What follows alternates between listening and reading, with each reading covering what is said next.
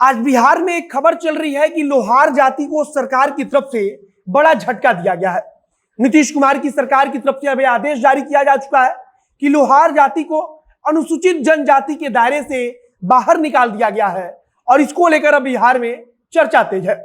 सबसे पहले हमें यह समझना होगा कि कोई भी सरकार किसी भी वर्ग को पिछड़ा, अत्यंत पिछड़ा या फिर अनुसूचित जाति या अनुसूचित जनजाति में डालने का मुद्दा चुनाव के वक्त बनाती क्यों है।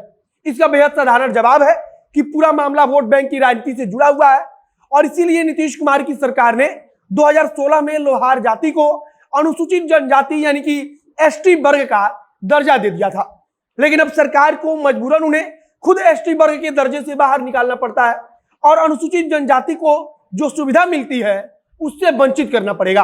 राज्य में ऐसी कई सारी जातियां हैं जो खुद को चाहती हैं कि उन्हें और अधिक पिछड़ा माना जाए और अलग अलग समय पर सरकार अपना हित देखती है और परिस्थिति के हिसाब से उन्हें इन जातियों को पिछड़ा, अति पिछड़ा, अनुसूचित जाति या जनजाति में बांटती रहती है। और जब सुप्रीम कोर्ट को लगता है कि सरकार ने जो भी फैसला किया है वह गलत है, तब अदालत की तरफ से इसे रद्द करने का आदेश दिया जाता है और फिर सरकार को इसे रद्द करना पड़ता है। बाकी नमस्कार, मेरा नाम है मोहित कुमार सिंह और आप देख रहे हैं हमारा विशेष कार्यक्रम एक्सप्लेनर।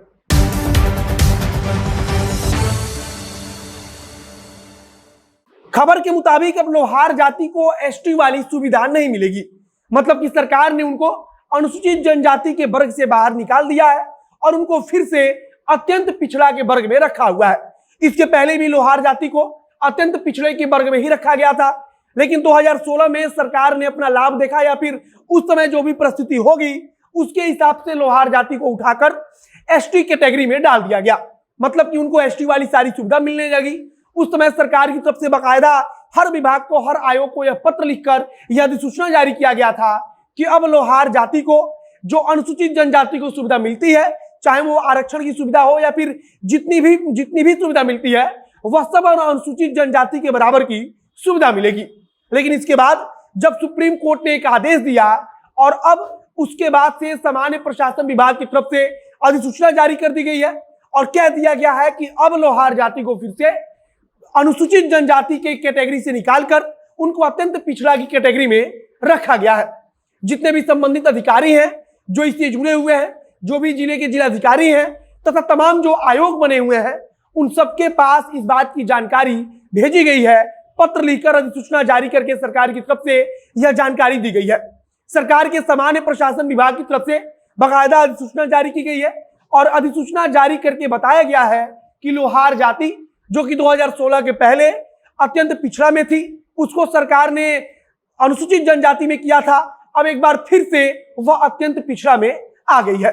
साल 2016 में लोहार जाति को सरकार ने अत्यंत पिछड़ा वर्ग से उठाकर अनुसूचित जनजाति में शामिल किया था, लेकिन सुप्रीम कोर्ट ने इस पर सुनवाई हुई। सुप्रीम कोर्ट ने उसके बाद से यह फैसला दिया कि अब लोहार जाति को अनुसूचित जनजाति में रखने का कोई मतलब नहीं है। सुप्रीम कोर्ट के सामने सरकार ने जो तर्क दिए वो तर्क सुप्रीम कोर्ट ने नहीं माना और आखिरकार अदालत के आदेश के बाद अब लोहार जाति को फिर से अनुसूचित जनजाति से निकालकर अत्यंत पिछड़ा कैटेगरी में डाले जाने का जो अधिसूचना है वो सरकार के सामान्य प्रशासन विभाग की तरफ से जारी की जा चुकी है। हमने आपको बताया कि सरकार अलग अलग समय पर यह सब कुछ करती क्यों है, तो हमने कहा था कि यह सब कुछ वोट बैंक की राजनीति है और इसीलिए सरकार जब किसी जातियों का विरोध बढ़ता है तब उसे खुश करने के लिए पिछड़ा को अति पिछड़ा में डालती है, अति पिछड़ा को अनुसूचित में, अनुसूचित को अनुसूचित जनजाति में। मतलब कि अपने हिसाब से सरकार उस जाति के मतदाताओं को खुश करने की कोशिश करती है।